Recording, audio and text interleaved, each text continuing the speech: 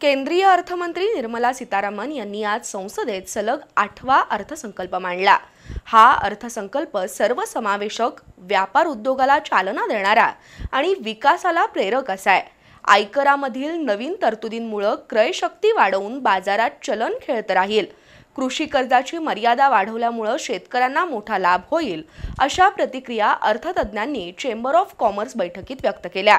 यावर्षी पहिल्यांदाच कोल्हापुरातील अनेक उद्योजक आणि अर्थतज्ञांनी केंद्रीय अर्थसंकल्पाचं कौतुक करून स्वागत केलं।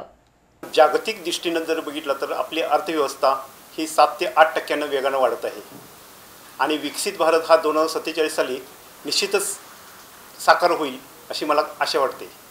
कारण कॅपिटल मार्केटमध्ये काम करत असताना आज कर बचत ही मोठ्या प्रमाणात दिलेली आहे। या कर बचतीमुळे किमान 1 लाख कोटी हे व्हाईट इन्कम आपल्या वेगवेगळ्या बँकांच्या मध्ये येईल आणि बँकांच्या माध्यमातून कर्ज पुरवठा होईल। हा 1 लाख कोटीचा बूस्टर हा फार मोठा अर्थव्यवस्थेला देणारा आहे। त्याचबरोबर ॲग्रिकल्चर सेक्टरमध्ये हे प्रचंड मोठ्या प्रमाणात अलोकेशन केल्यामुळे इथं एक्सपोर्ट लेवल मागच्या वर्षी जवळपास 34 लाख कोटीचं एक्सपोर्ट झालेलं आहे आणि ही एक्सपोर्ट लेवल वाढत जाईल।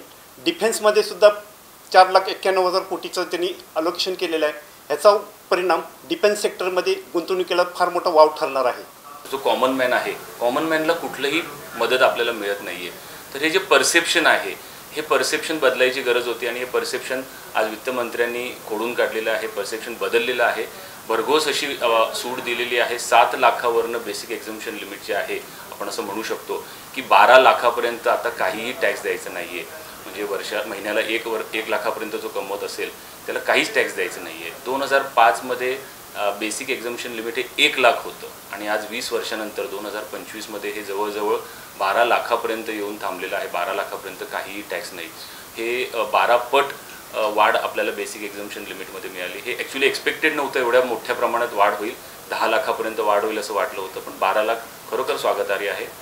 पण सर्वात मोठा कॅच या बजेटमध्ये असा आहे की जे इन्कम टॅक्स नवीन बिल येणार आहे, जे अमेंडेड असणार आहे, जे सिम्प्लिफाईड असणार आहे, जे क्लिष्ट नसणार आहे असं जे म्हणतायत, ते 1 आठवड्यानंतर येणार आहे।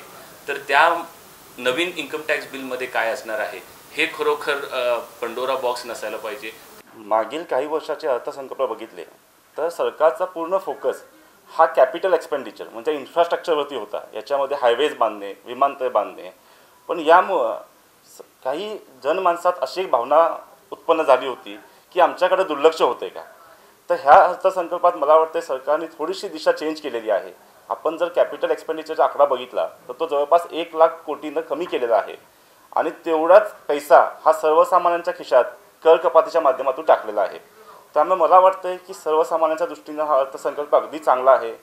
जो माणूस महिन्याला 1 लाख रुपये उत्पन्न कमवतो त्याला कोणताही कर भरावा लागणार नाही। जवळपास 80,000 रुपये त्याची बचत होणार आहे। तर मला वाटतं की काल जसे आपले पंतप्रधान मोदी बोलले होते की आपले आज वित्तमंत्री लक्ष्मी देवीच्या स्वरूपात सर्वसामान्यांना प्रसन्न झालेले आहेत। आज अर्थमंत्र्यांनी मांडलेल्या अर्थसंकल्पातून सर्वात जास्त त्यांनी पहिल्यांदा मिडल क्लास जे टॅक्स पेयर्स आहेत त्यांना रिलीफ दिलेला आहे। 12 लाखापर्यंतचं इन्कम एक्झम्प्ट करून त्या लोकांच्यावरचा टॅक्स बर्डन त्यांनी काढलेला आहे।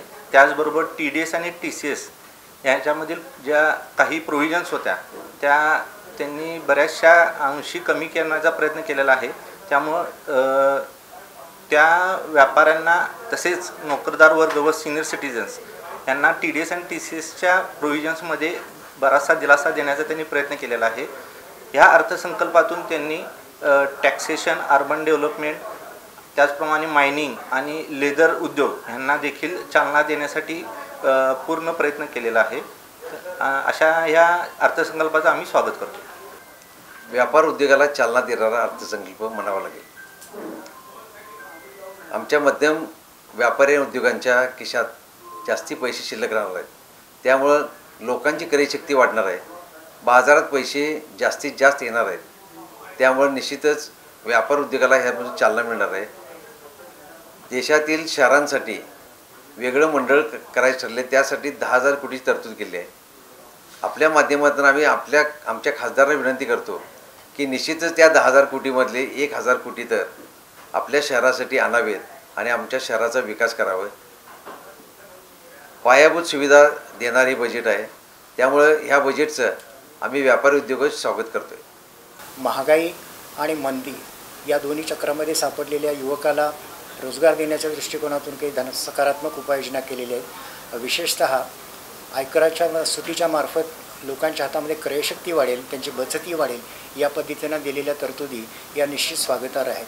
तथापि शेतीसाठी मात्र ज्या प्रकारच्या आक्रमक किंवा अतिशय चांगल्या प्रकारच्या योजना आवश्यक होत्या त्याचा या बजेटमध्ये अभाव दिसतो. परंतु शेतीमधील उत्पादकता वाढीच्या दृष्टिकोनातून आणि शेतकऱ्याला स्वस्त कर्ज मिळावं याची मर्यादा 3 लाखावरून 5 लाख KCC म्हणजे किसान क्रेडिट कार्डमध्ये केलेली आहे. ही चांगली बाब आहे.